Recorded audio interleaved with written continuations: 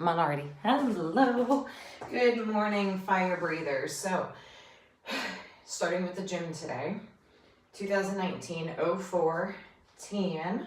Happy hump day. I'm actually going to start with the warm-up for you guys. Again, felt like I'd been neglecting that, and I can't expect you guys to be doing the warm-up if I'm neglecting the warm-up. So, go through your 2 minutes cardio of choice, get that blood flowing, whatever you want to do.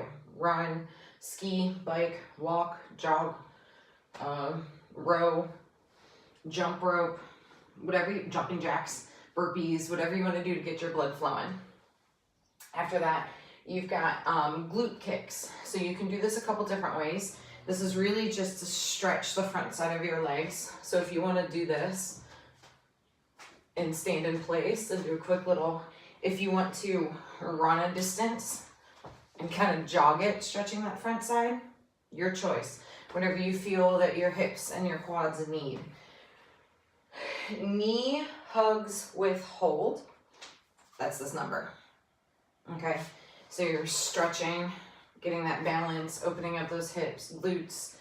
Again, you can walk with it if you want, or stand in place. And then you've got Superman's hollow rocks. Those should be pretty standard. Superman's lift and lower. Your hollow rocks, hold your hollow body, tip back and forth without bending. Your Scap pulls. You're hanging from a rig. That's a clip. I was like, oh God, that's a huge spider. Your Scap pulls, you're hanging from a rig, and then lifting and lowering your body. So if this is the rig that I'm hanging from, it's a this motion, but your body moving and not your shoulders. Hopefully that makes sense. I apologize that I can't fully demonstrate that one. Kip swings. You can take a break after your Scap pulls if you want, and that's where you're just going to actively be hanging from the rig, and you're going to hollow rock, Superman, hollow rock, Superman, and just get that swing going. Maintaining control, doing it slowly, or, as slow as you can, keeping your good global body positions. So you're here the entire time, okay? We're not getting all loosey-goosey with it. And you're finishing with single leg toes to bar. So these are a lot of fun. They basically just work your flexibility, see how tight your hips are, and you're hanging from your rig, keeping one leg straight down as you lift one leg up, and then you can alternate and get that in. Just kind of different, something a little bit fun. Your strength that you're starting with is power cleans. These are from the floor. Ideally, you are keeping your hands on the barbell between your working reps. However, if you need to let go and drop, immediately regrip, reset, and go. You can do Olympic lifting doubles for this. So for your power cleans, make sure I'm not going to hit anything with this.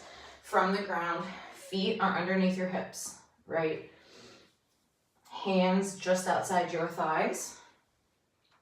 And as you set up, that bar should be slicing your foot in half. You can kind of start your hips a little bit lower than you would for a traditional deadlift to get set and pull. You're going to slow-ish pull until you're clear of your knees. Once you're free of your knees, you're going to jump through your heels, extend your hips, sort of think of scooping that bar in close to you. So you should ideally be making some sort of contact here. And not necessarily bouncing out. So Olympic lifters, and there's a lot of articles and things out there, we want to talk about the hip contact and bouncing, scraping. My preference is to think of it as a brush and scoop in Don't necessarily think bounce, because if we think bounce, the bar's going here, and that's not what we want. So we want contact, scoop it in, keep that bar ideally in a straight line as you Superman back.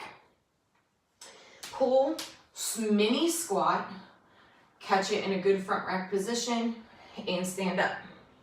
Remember, power clean, this technically counts. I'm not below parallel, okay? All the way up.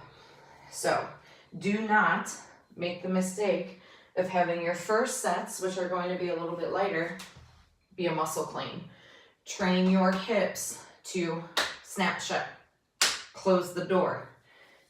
Snappy hips. A snappy hip is a happy hip. Up, snap shut, catch that barbell, and up. Okay. And up. Then, breaking from tradition, you'll see the way that this is programmed is against everything that I've ever done, but it does say squat clean, otherwise just known as a clean. So, what I want you to do as you're getting ready for this Metcon, again, look at your ending weight for your cleans. Is that in your wheelhouse? If it is your 1 rep max, you're knocking some weight off on your finishing bar and scaling down accordingly, which means that even your starting barbell is scaled, okay?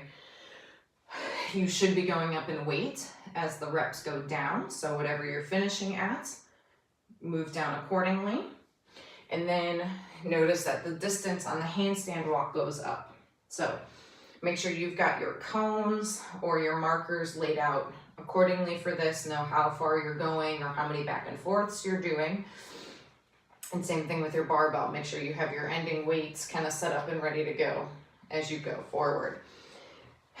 This is sort of a longer one for most of us. If you can do all these movements, if you have the handstand walks, if you don't have that distance necessarily, or you know it's going to be a lot of up and downs, again, scale the distance on the handstand walk. And if you don't have handstand walks at all, you have a couple different options. You can do a wall walk and then do shoulder taps. That kind of teaches your balance. For the shoulder tap number for this, I want you to do half of what the distance calls for. Okay, so if it's a, let's see. So when it's the 20-foot handstand walk, you're doing 10 per side shoulder taps, okay? And if you can't do a wall walk with shoulder taps, you can do shoulder taps from a plank position, where you're here, 1, 2. Okay, so those are all options. It's going to suck regardless. You've heard me say it, scaling sucks because you still get as good of a workout. So figure out your plan of attack. How are you doing this? How are you getting it done? This should not take an hour, but like I said, it's a little bit longer, so that's fine. Walk it out. Then you've got head to toe.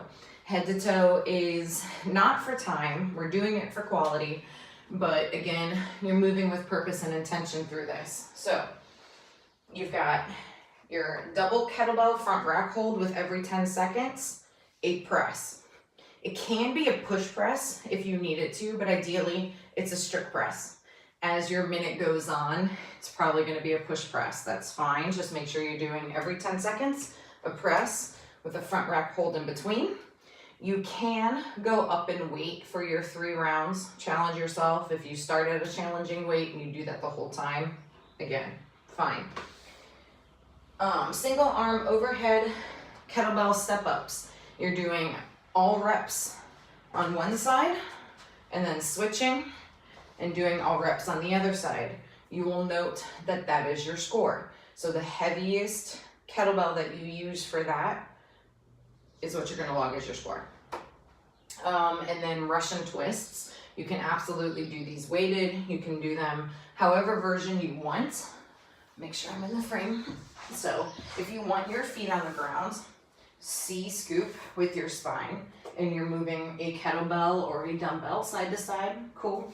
If you want your feet up and twist, again, fine. What we don't want to see is your hips moving.